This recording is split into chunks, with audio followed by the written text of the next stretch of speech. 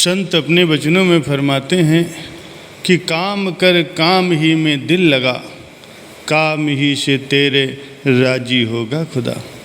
काम से काम हो न रह बेकाम, काम करने से पाएगा तू नेक नाम।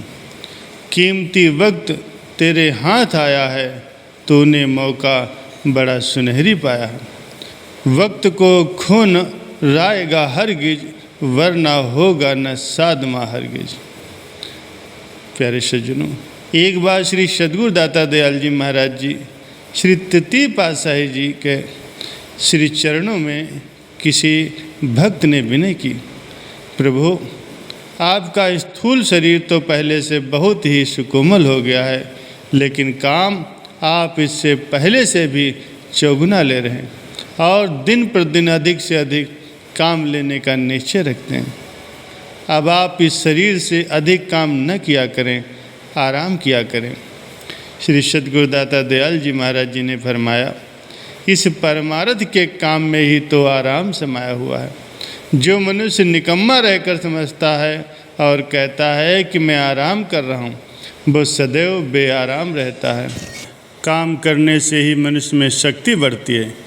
क्या तुम देखते नहीं कि दाहिना हाथ बाएं हाथ की अपेक्षा अधिक शक्तिशाली और पुष्ट होता है।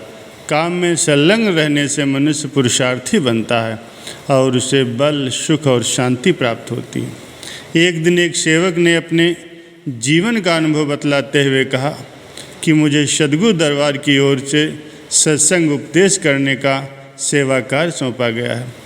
अकस्मात मुझे किसी दिन ज्वर अथवा कोई अन्य रोग धर दबाते हैं और मैं उनकी परवाह न करके पूरी लगन और उत्साह के साथ 1 घंटा सत्संग उपदेश की धारा बहाता हूँ, तो मेरे शरीर पर खुलकर पसीना आ जाता है और उस पसीने के द्वारा मेरा रोग तत्काल दूर हो जाता है। उस समय मैं अपने शरीर में प्रसन्नता या प्रफुल्लता का अनुभव करता हूँ।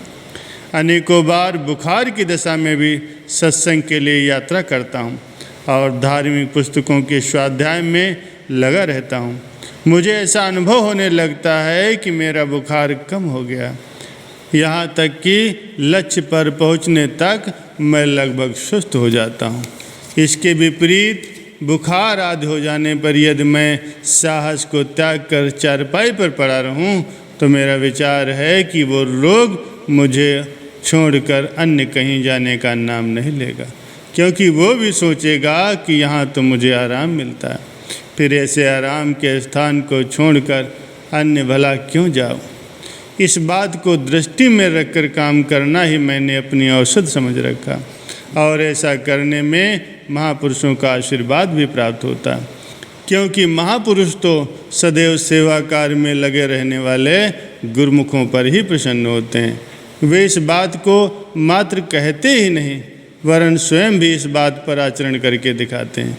उनके दर्शन मात्र से ऐसा प्रतीत होता है मानो भक्ति, ज्ञान और कर्म ने महापुरुषों के रूप में अवतार धारण कर रखा। महापुरुष कर्म में कितना विश्वास रखते हैं और काम करने में कितने तल्लीन रहते हैं, श्री दरबार में ये प्रत्यक्ष देखने में आता है। एक संत अपने जीवन का अनुभव इस प्रकार से बताते हैं कि मैंने कार्य की तल्लीनता से शारीरिक स्वास्थ्य को प्राप्त किया। इस बात का अनुभव मुझे समुद्री जहाज में यात्रा करते समय हुआ। वहाँ अकस्मात मुझे कमर में इतने जोर का दर्द हुआ कि मेरे लिए सीधे खड़ा होना भी कठिन हो गया। अचानक मुझे जहाज में एक व्याख्यान देने को कहा गया। पहले तो मैंने दर्द के कारण मना कर दिया, लेकिन फिर जब मुझे महापुरुषों के वचन याद आए तो मैंने व्याख्यान देने की बात मान ली। जब मैं व्याख्यान देने के लिए खड़ा हुआ तो न जाने वो कमर का दर्द कहाँ चला गया। मैं न केवल घंटे 1.5 घंटे तक बिना किसी कष्ट के सीधा खड़ा रहा, अपितु व्याख्यान समाप्त करने के उपरांत मैं जहाज में ही अच्छी तरह घूमता फिरता हुआ अपने कमरे में गया। उसी दिन से मैंने रोगों से मुक्ति प्राप्त करने का नुस्खा सीख लिया कि पूरी तल्लीनता के साथ कार्य में जुट जाना ही प्रत्येक रोग की औषध है, क्योंकि जब काम में तल्लीन रहकर मैं 1.5 घंटे तक रोग के ध्यान से मुक्त रह सकता हूँ, तो इसी प्रकार सदैव ही काम में लगकर संपूर्ण जीवन में क्यों न सुखी रहूं। उस दिन से आज तक मैं पूरे उत्साह से और निष्काम भावना से कार्य में लगकर सच्चे आनंद का रसपान करता हूँ। जो मनुष्य बेकार रहता है वो धीरे धीरे आलसी हो जाता है और उसे अनेक प्रकार की बीमारियां लग जाती हैं। फारसी में एक कहावत है कि जब मनुष्य बेकार रहता है तो या तो वो चोर बन जाता है अथवा बीमार हो जाता है। इसीलिए हर प्रकार के रोगों से बचने का एक उत्तम नुस्खा है कि हर समय कार्य में लगे रहो। एक बार एक सेवक ने अपने श्री सद्गुरुदेव महाराज जी के चरणों में विनती की कि प्रभु, मुझे छाती की कमजोरी का रोग आ गया है। डॉक्टर और मेरे सभी पारिवारिक लोग मुझे यही परामर्श देते हैं कि अस्पताल में भर्ती होकर अच्छी तरह से इलाज कराओ, लेकिन मैं उनकी बात न मानकर आपकी शरण में आया हूँ। आपके वचनों पर मुझे पूरा विश्वास है। आप जैसी आज्ञा करेंगे मैं वैसा ही करूँगा। श्री गुरु महाराज जी ने फरमाया, यदि तुम्हें हमारे वचनों पर विश्वास है तो फिर हम तो यही कहेंगे तुम पूरी लगन और उत्साह के साथ सेवा कार्य में जुट जाओ। उसने सत वचन कहकर सच्चे मन से सेवा करनी आरंभ कर दी। श्री गुरु महाराज जी की कृपा और आशीर्वाद से उसका रोग जड़ से नष्ट हो गया। कई वर्ष हो गए उसके शरीर में रोग का चिन्ह तक नहीं। दूसरी बात यह है कि जो लोग सदा बेकार रहते हैं, काम से जी चुराते हैं, आलसी बन जाते हैं, उनका जीवन तो नरकी होता ही है और परलोक भी बिगड़ जाता है। एक बार एक किसी विचारवान संत ने एक कथा सुनाई कि एक दिन एक व्यक्ति ने अपने आप को परलोक के एक आलीशान कमरे में पाया। उसने उधर उधर देखा, उसे वहाँ सब तरह से आराम नजर आया। थोड़ी देर विश्राम करके जब उसका जी उब गया तो उसने पुकारा, अरे भाई कोई है? तुरंत ही सफ़ेद वर्दी पहने एक सेवक उपस्थित हुआ और बोला, कहिए आपको क्या चाहिए? उस व्यक्ति ने कहा, यहाँ क्या क्या मिल सकता है? उस सेवक ने उत्तर दिया, यहाँ आपको सब चीज़ें मिलेंगी जो भी आप चाहें। अच्छा, मुझे भूख लगी है, कुछ खाने को ला कर दो। उस व्यक्ति ने कहा, आप क्या खाएंगे? आप जो कुछ भी चाहें मैं आपको वही ला कर दे सकता हूँ। सेवक बोला तो उसकी इच्छा अनुसार भोजन प्रस्तुत किया गया और वो खा पी करके सो गया। कई दिनों तक यही क्रम चलता रहा। जो कुछ भी खाने पीने को मांगता उसे लाकर दे दिया जाता और वो खा पी कर या तो सो जाता या इधर उधर घूमता रहता। अंततः उसका जी उबने लगा। उसने सेवक को बुला करके कहा कि देखो, मैं कुछ काम करना चाहता हूँ।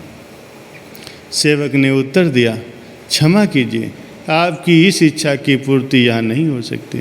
यहाँ कोई काम ही नहीं है जो आपको दिया जा सके। वो व्यक्ति चुप हो गया। कुछ दिन तक तो उसका फिर वही क्रम चलता रहा। वो या तो खा पी करके सो जाता या फिर बेकार में इधर उधर घूमता रहेगा। आखिर परेशान होकर उसने सेवक को बुलाया और कहा, काम के बिना भी कोई जीवन है? मैं तो इस जीवन से तंग आ गया हूँ।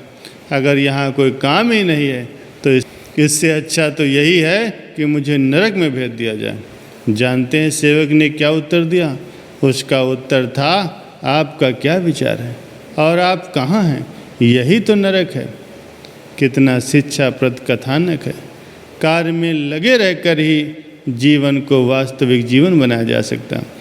जो व्यक्ति बेकार रहता है उसका जीवन नरक रूप बन जाता है। इसमें तनिक भी संशय नहीं है। वो सदा रोगों, चिंताएं और बेआरामियों से घिरा रहता है। इसीलिए कभी भी बेकार मत बैठो, हर समय काम में लगे रहो, क्योंकि ये मनुष्य जन्म काम करने के लिए मिला है। किंतु काम करते समय इस बात का सदैव ध्यान रखो कि अच्छे कामों का परिणाम हमेशा अच्छा होता है और बुरे कामों का परिणाम हमेशा बुरा होता है। इसलिए सदैव शुभ कार्यों में ही अपने आप को लगाए रखो।